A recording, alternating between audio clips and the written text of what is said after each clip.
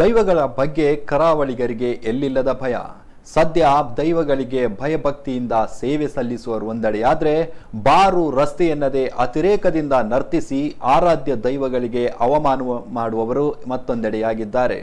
ಮೊನ್ನೆ ತಾನೇ ಕರಾವಳಿ ಮೂಲದವರು ಬಾರ್ನಲ್ಲಿ ಬೇಕಾಬಿಟ್ಟಿ ದೈವ ನರ್ತನ ಮಾಡಿ ತವರಿನ ಜನರ ಕೆಂಗಣ್ಣಿಗೆ ಗುರಿಯಾಗಿದ್ರು. ಆದರೆ ವಿಷಯ ಇಷ್ಟಕ್ಕೆ ಮುಗಿಯದೆ ಈಗ ತಾರಕಕ್ಕೇರಿದೆ. ದೈವಗಳ ಬಗ್ಗೆ ಕರಾವಳಿಗರಿಗೆ ಎಲ್ಲಿಲ್ಲದ ಭಯ. ಹುಟ್ಟೂರು ಬಿಟ್ಟರು ದೈವದ ಮೇಲಿನ ಶ್ರದ್ಧೆ ಮಾತ್ರ ಕಡಿಮೆಯಾಗಲ್ಲ. ಆದ್ರೆ ಶ್ರದ್ಧೆಯಿಂದ ನಡೆಯುವ ದೈವದ ನರ್ತನ ಸೇವೆಯನ್ನ ಇತ್ತೀಚೆಗೆ ಕೆಲವರು ಅಪಹಾಸ್ಯ ಮಾಡಿದ್ದಕ್ಕೆ ತುಳುನಾಡಿನ ಜನರು ರೊಚ್ಚಿಗೆದ್ದಿದ್ದಾರೆ. ಸ್ವತಃ ಕರಾವಳಿಗರೇ ತವರಿನ ಸಂಸ್ಕೃತಿಯನ್ನ ಅವಹೇಳನ ಮಾಡಿದ ಬಗ್ಗೆ ಸಾಮಾಜಿಕ ಜಾಲತಾಣಗಳಲ್ಲಿ ಸಮರ ಸಾರಿದ್ದಾರೆ.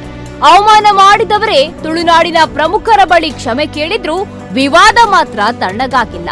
ಈ ರೀತಿ ಮೋಜು ಮಾಡಿದವರನ್ನ ತರಾಟೆಗೆ ತೆಗೆದುಕೊಳ್ಳುವ ಭರದಲ್ಲಿ ದೈವ ನರ್ತಕರೊಬ್ಬ ಸಭ್ಯತೆಯ ಗಡಿಮೀರಿ ಮಾತನಾಡಿದ್ದು ಈಗ ಹೊಸ ವಿವಾದವನ್ನ ಸೃಷ್ಟಿಸಿದೆ.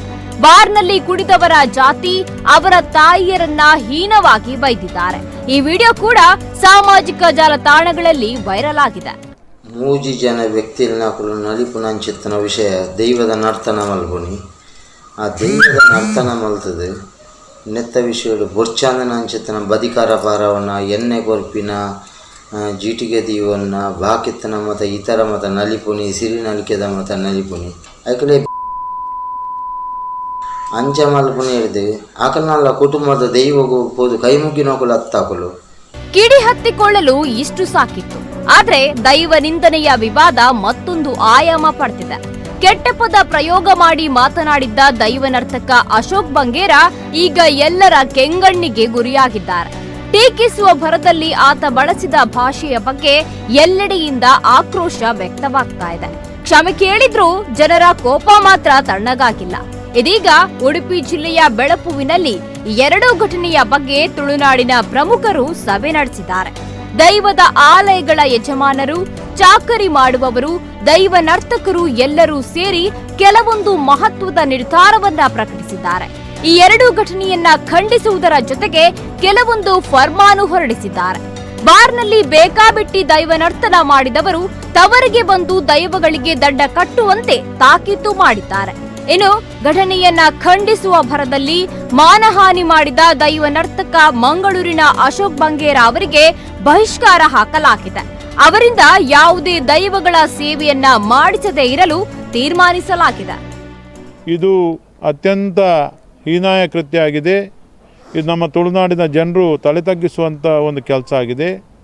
ಯಾರು ಭೂತವನ್ನು ನಂಬಿಕೊಂಡು ಕೋಲವನ್ನು ಕೊಟ್ಟು ಸೇವೆಯನ್ನು ಮಾಡಿಕೊಂಡು ಬರ್ತಾ ಇದ್ದಾರೆ, ಯಾರು ಸೇವಾರ್ಥಿಗಳಿದ್ದಾರೆ, ಅವರನ್ನೇ ನೋವಿಸುವಂಥ ಕೆಲಸ ಆಗಿದೆ. ಕೋಲ ನೃತ್ಯವನ್ನು ಮಾಡಿ ದೈವವನ್ನು ಅಪಹಾಸ್ಯ ಮಾಡಿದ್ದಾರೆ, ಅವರಿಗೆ ದಂಡವನ್ನು ನೀಡುವಂಥದ್ದು. ಯಾರು ತಿಳಿದು ಯಾರು ತನ್ನ ಸೇವೆಯನ್ನೇ ಆ ಜೀವನದಲ್ಲಿ ವೃತ್ತಿಯನ್ನಾಗಿ ಮಾಡಿಕೊಂಡಂಥ ಅಶೋಕ್ ಪಂಬದರಂಥವರು ಒಂದು ತಾಯಿಗೆ ಅವಹೇಳನ ಮಾಡುವಂಥ ಕೆಲಸವನ್ನು ಇಲ್ಲಿ ಮಾಡಿದ್ದಾರೆ.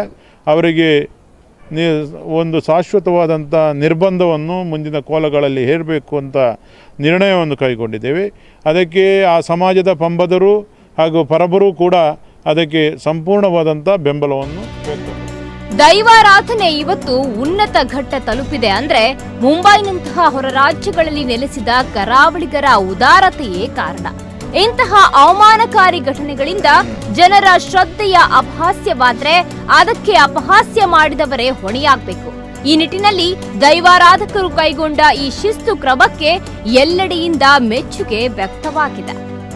ಪ್ರಮೋದ್ ಸುವರ್ಣ ಕಟಪಾಡಿ, ನಮ್ಮ ಕುಡ್ಲ ನ್ಯೂಸ್ 24x7 ಉಡುಪಿ.